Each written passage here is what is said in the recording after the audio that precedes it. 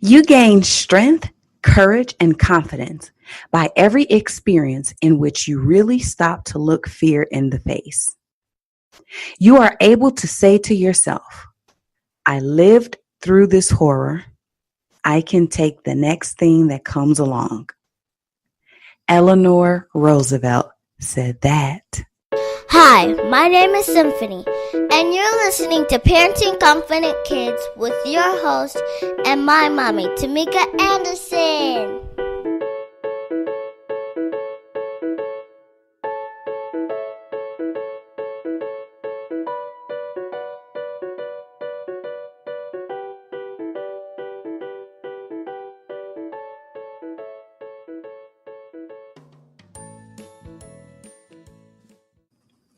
Welcome back to Parenting Confident Kids podcast, your guide to raising your children to be happy and excel in life.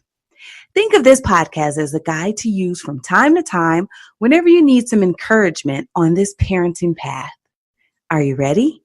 Okay, grab the kiddos and let's learn how to parent confident kids. Okay. So for this episode, I'm going to cover the lessons I learned from Marianne Williamson's poem, Our Deepest Fear. Now, every time I complete an 8-episode run, I'll cover one of the many people that I've learned from throughout the years. I hear a lot of people asking me who mentored me, who was my mentors, how to learn how to build confidence, given my background, how do I learn how to cultivate it, etc., etc. So after every 8-episode run, I'll share with you one of my many mentors and trainers, because there's a lot of them. So I wanted to start with Marianne Williamson's poem because after I read it and digested this poem is when my life as a parent began to change dramatically. I became a better person first, a better mom, and a better leader. So now I want to share with you everything I learned about parenting through this poem. So for those of you who may not have heard the poem before, what I'm going to do is I'm going to read it through once, and then I'll dissect it the second time around, okay? Okay, great. So the poem says, our deepest fear is not that we're inadequate. Our deepest fear is that we're powerful beyond measure. It is our light, not our darkness, that most frightens us. We ask ourselves, who am I to be brilliant, gorgeous, talented, fabulous? Actually, who are you not to be? You are a child of God. Your playing small does not serve the world. There's nothing enlightened about shrinking so that other people won't feel insecure around you. We are all meant to shine, as children do. We were born to make manifest the glory of God that is within us. It's not just in some of us, it's in everyone. And as we let our own light shine, we unconsciously give other people permission to do the same. As we're liberated from our own fears, our presence automatically liberates others. Okay, so great. So now let me dissect what I've learned from this. The poem starts off by saying, our deepest fear is not that we're inadequate. So let me just stop right there. For those of you who know my story, you know I grew up in the foster care system and I had a deep-rooted sense of inadequacy. I thought that something must have been wrong with me because I wasn't raised the quote-unquote normal way other people were raised. So therefore, something was wrong with me and I had to be inadequate, right? Not so. Then the poem continues by saying, our deepest fear is that we are powerful beyond measure. It is our light, not our darkness, that most frightens us. So let me stop right there. Wow, did you hear that? So you mean to tell me I wasn't afraid of being inadequate.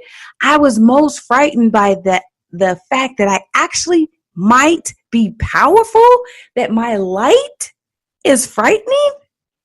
Now, why is this important in parenting? Well, it's important because whoever you are as a person, you pass that along to your children. So please understand this. Let's continue with the poem. We ask ourselves, who am I to be brilliant, gorgeous, talented, fabulous? Actually, who are you not to be?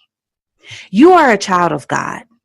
Your playing small does not serve the world. There's nothing enlightened about shrinking so that other people won't feel insecure around you. One of my favorite passages in this entire poem.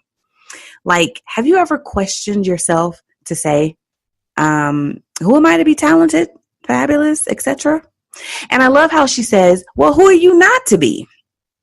She also says, there's nothing enlightened about shrinking so that other people won't feel insecure around you. So let me talk about that for a moment.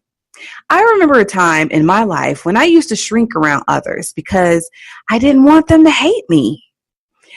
I am addicted to learning. So I knew more than everyone in my classroom.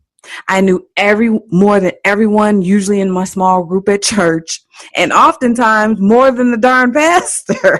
However, I would never challenge anything they said, even if I knew it was wrong. Why?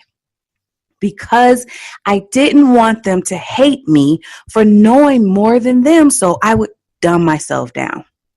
Well, guess what? They hated me anyway. So what I've learned is this. People, if they choose, will hate you no matter what you say or do.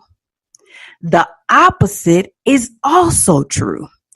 People, if they choose, will love you no matter what you say or do.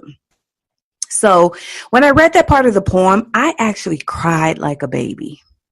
I knew I was shrinking around others. And guess what I was teaching my children? Yeah, that it was necessary to shrink around others in order to get by.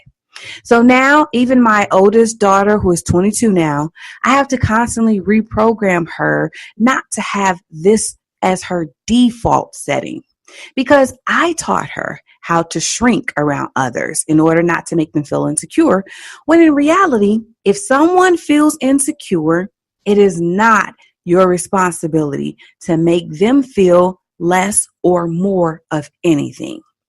Feelings are 100% our responsibility. So that's the main point here. Okay, so let's continue with the poem. We are all meant to shine as children do. We were born to make manifest the glory of God that is within us. It's not just in some of us, it's in everyone. And as we let our own light shine, we unconsciously give other people permission to do the same. As we're liberated from our own fear, our presence automatically liberates others. Now, this is my favorite part of the poem. Did you hear the last part? As we let our own light shine, we unconsciously give other people permission to do the same. As we're liberated from our own fear, our presence automatically liberates others. So can you imagine as a parent being liberated from your fears and your mere presence liberating your children? Well, guess what? When you confront your fears and liberate yourself, this is exactly what will happen. You not only will liberate your children, your presence will liberate everyone you come in contact. That is major. So this is why increasing confidence as a parent is such a huge deal. You have the ability to help transform lives every time you show up as confident. That's why I thought it was so important to discuss the topic. Confidence is a huge deal. And it's not something you pick up today and say, well, I got confidence, so I'm good to go. I'm going to always be confident. No, that will be considered arrogant. Only someone arrogant will learn something once and think that they've got it. So think of increasing confidence as layers and levels, almost like attending college. You have Confidence 101, and once you've mastered that, then you graduate to Confidence 201, and so on and so forth. So increasing confidence should be something that you as a parent focus on daily. Because the more you practice confidence, the more your children will practice, the easier life will get and everything else will be easier for them. So here are my 3 parenting tips from this poem. Let's sum it all up. Number 1, learn to lean into your greatness. When you find yourself as a parent shrinking away from who you really are, stop and ask yourself this question. Do I want to teach my children to shrink who they are? I'm sure you'll think differently after that. Number 2, find out who you are, like really, who you really are. What do you love to do? What lights your fire? What you're passionate about? Why do you like to do it? And be you 24/7. I can't stress this point enough. When you show up as who you really are, you open the space for your children and everyone around you to be who they are. And number 3, confront your fears often as a parent. The more you confront your fears, the less effect they'll have on you, and you will in turn help your little ones build more confidence just by your presence alone. How cool is that, right? Well, you know what time it is. Kids Corner.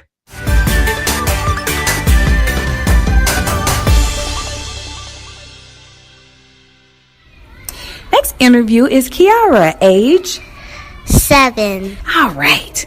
Now, the first question is, at what age is a person an adult?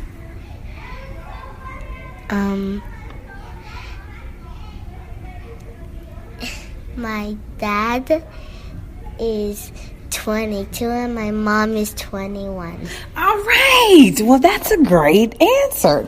Okay, if you could change one rule that your family has, what would it be? Their stuff. Which stuff?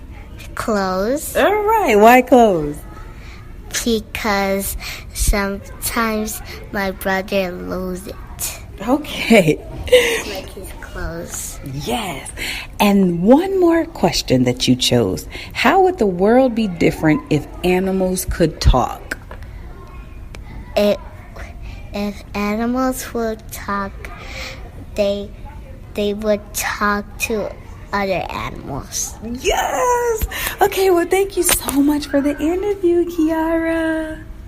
Thank you. That's all the time for now. Thanks for listening to Parenting Confident Kids, where you learn how to engage your children, empower them, and help them to excel. It would be awesome if you could take a quick moment to leave a review on iTunes. If you'd like your child featured on Kids Corner or have any questions you would like answered on the show, please visit us at www.parentingconfidentkids.com. See you next time.